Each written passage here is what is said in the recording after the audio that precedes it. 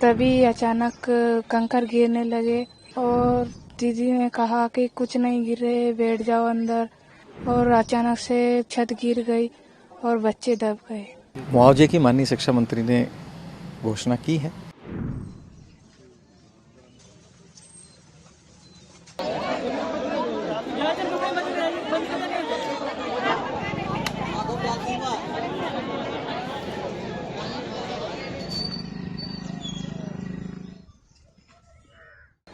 हम बाहर थे, साफ सफाई कर रहे थे और बच्चे भीतर बैठे थे।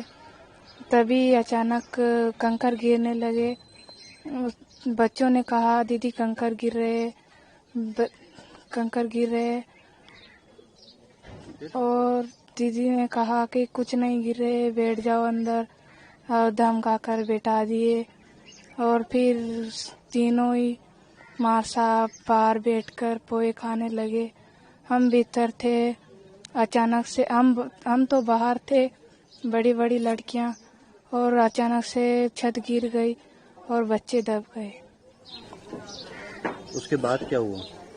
उसके बाद चिल्लाने की आवाज़ आई और सब बाहर भागे, माँ साहब भी और हम भी बाहर भागे। किसी ने बचाने की कोशिश नहीं करी उस समय? गांव वाले सारे गए और बच्चों को भी बचाया। कुछ को तो निकाला, कुछ वहीं दबे रहे, फिर जैसे भी निकाला। माँ साहब वगैरह क्या कर रहे थे उसमें? वे तो बच्चों को बचा रहे थे।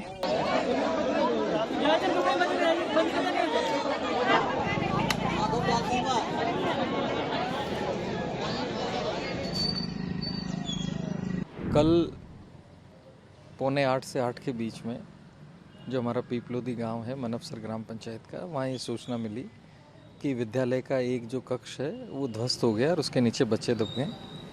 मौके पे जाकर के बच्चों को निकाला, बच्चों को निकाल करके और सभी को हॉस्पिटलाइज किया गया। फाइनली 7 कैजुअल्टीज़ रही, बाकी जो 20 लोग घायल हैं वो सारे ठीक हैं। 9 को छुट्टी दे दी जाएगी अभी हॉस्पिटल से यहाँ से। बाकी जो झालावाड़ हैं उनको भी आज शाम तक या कल तक छुट्टी मिल जाएगी। घायल सारे ठीक हैं। 7 कैजुअल्टी हो गई, सभी का कल पोस्टमार्टम करवा करके आज सुबह सभी का दाह संस्कार कर दिया गया है। घटना की जो आरंभिक जांच शुरू हो गई है और इस बीच जो 5 जो संबंधित जो लोग हैं उनको सस्पेंड भी किया गया है और आगे जो जिला परिषद सीईओ और जो SCPWD की जो कमेटी बनाई है, जांच में जो भी तथ्य सामने आएंगे उन लोगों के खिलाफ कार्रवाई की जाएगी। कुछ बच्चों से बात की हम लोग जी, वो कह रहे हैं कि पत्थर गिर रहे थे और उन्होंने टीचर से कहा भी था। अब इसी तथ्य की हम भी जांच कर रहे हैं, क्योंकि टीचर्स को हमने सबको कह रखा है कि जब कभी भी आपको ऐसा अंदेशा हो, जब भी कभी आपको लगे तो आप स्कूल मत खोलिए, आप छुट्टी कर दीजिए और हमें रिपोर्ट कीजिए। लेकिन टीचर के द्वारा कल तक घटना होने के बाद भी टीचर ये कहते रहे कि ऐसी कोई स्थिति नहीं थी, पीछे कोई दीवार थी, वो पानी भरने के कारण से वो ढसक गई और उसके कारण से पट्टियों वाली छत थी, वो गिर गई, इसके कारण से ऐसा हुआ। फिर भी हम जो टेक्निकल एक्सपर्ट्स हैं उनसे इसकी जांच करा करके और जो रिपोर्ट आएगी उसके अनुसार कार्रवाई करेंगे। अंतिम संस्कार में भी दिक्कत आई, बताइए। ये कह रहे हैं कि रास्ता नहीं है जाने का वहाँ पर। नहीं, मैं ऐसा है, गीली लकड़ियों की सारी व्यवस्था प्रशासन ने ही करवाई है। सारी व्यवस्था में प्रशासन की थी, क्योंकि गांव के रास्ते हैं, खेती कर रखी है। गांव के लोगों ने कई जगह अतिक्रमण था रास्ते के ऊपर, वो अतिक्रमण हटा दिया गया और लकड़ियाँ की जो सारी व्यवस्था थी वो सारी व्यवस्था हमारे द्वारा की गई। टायर का यहाँ पर एक चलन रहता है सामान्य रूप से, जब भी कभी बरसात वगैरह होती है तो किसी आग को ढकने के लिए, कोई उस चीज़ के लिए वो वहाँ इस्तेमाल करते हैं। हमारे जो भी अंतिम संस्कार हुए साथों, इसमें किसी भी तरह का टायर का कोई इस्तेमाल कहीं नहीं किया गया। गांव वाले उसको रखते हैं, क्योंकि जब भी कभी यहाँ ओकेजनली कोई ऐसा होता है बारिश के टाइम में, तो उसको अग्नि को बचाने के लिए या जो आगे लेके चलते हैं, घर से लेके आते हैं, उसके लिए ये टायर का इस्तेमाल करते हैं। लेकिन इन सभी सातों में सारी व्यवस्था, जितनी भी जो लकड़ियाँ थी, कल ही हमने यहाँ ला के रखवाई थी सारी की सारी। शाम को ही हमने तैयारी की थी और भी जो जितनी भी जो व्यवस्थाएं थी वो व्यवस्थाएं प्रशासन के द्वारा की गई। तो ये कहना गलत है कि किसी भी तरह का टायर या कोई किसी का इस्तेमाल किया गया। ज़रूर वो टायर को जलाते हैं कई बार अग्नि को रखने के लिए और को रखने के लिए। मुआवजा सर, मुआवजे की माननीय शिक्षा मंत्री ने घोषणा की है।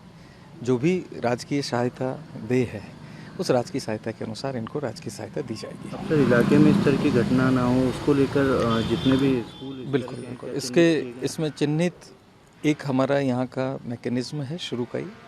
हम हर साल जून जुलाई में सभी को निर्देशित करते हैं, निर्देशित करके जो क्षतिग्रस्त भवन है उनकी सूची संबंधित विभागों से मंगवाते हैं। मंगवाने के बाद में उन भवनों को कंडम डिक्लेयर करा करके डिसमेंटल करने की कार्रवाई की जाती है।